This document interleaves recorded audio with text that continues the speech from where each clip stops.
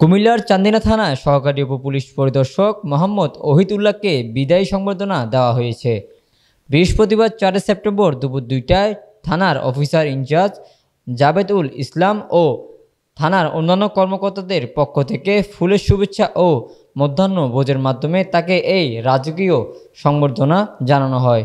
সংবর্ধনা অনুষ্ঠানে চান্দিনা থানার কর্মকর্তারা অষ্টসিক্ত বিদায়ী শুভেচ্ছা জানান। অবসরপ্রাপ্ত এই পুলিশ কর্মকর্তা মোহাম্মদ ওহিদুল্লাহ কুমিল্লা জেলার দেবিদ্বার থানার কুরসাব গ্রামের আব্দুল মান্নানের সন্তান। পূর্বে তিনি চাঁদপুর জেলায় কর্মরত ছিলেন। সর্বশেষ কুমিল্লা জেলার চান্দিনা থানায় দায়িত্ব পালনকালে অবসর গ্রহণ করেন তিনি।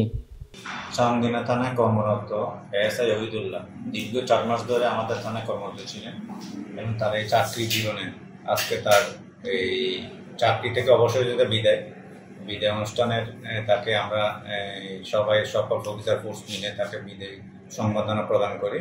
পাশাপাশি একজন ভালো একজন অফিসার ছিল আমরা একটা সহকর্মীকে হারাইলাম। আমি তার উত্তরোত্তর সাফল্য কামনা করি।